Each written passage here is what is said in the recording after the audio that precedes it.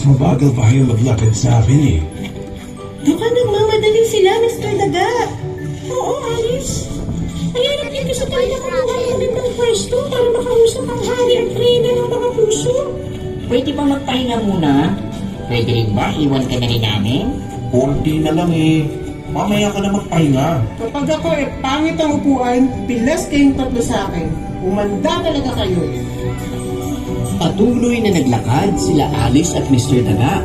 Tuluyan na silang naiwan ang kanilang mga nagmamadaling kasabay sa paglalakad hanggang sa sila ay umabot sa isang malaking puno. Ang laking puno naman ito, Mr. Daga. Oo, yan ay ang enchanted tree. Enchanted tree? Ang punong yan ay isa sa mga itinanim ng hari ng mga puso. Maliit pa ang kalsada nito.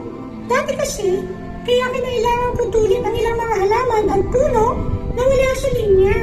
Ganun po ba? Parang wala nga pong inalis na mga puno eh. Mas dumami pa nga po yata. Marami na nito at nagalit noon. Pero para sa mas magandang bagong kabuyong Wonderland, kinailangan talagang gawin. Mas maraming itinanim na puno ang hari ng mga puso. At kasama ni Jem, ang enchanted tree.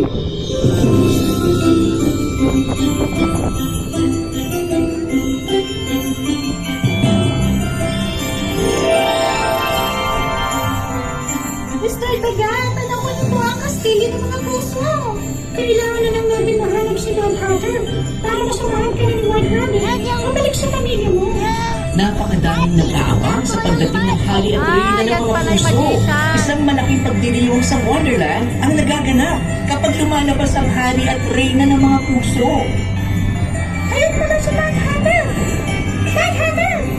Kumusta ka, Mr. Daga? Napakalayo ng aming nilagay ni Alice para makausap ka niya. Ikinagagalak ko po kayo makilala, Mad Hatter. Alam ko na kung bakit. Hinahanap mo si White Rabbit? Opo. Nasaan na nga ba si White Rabbit, Mad Hatter?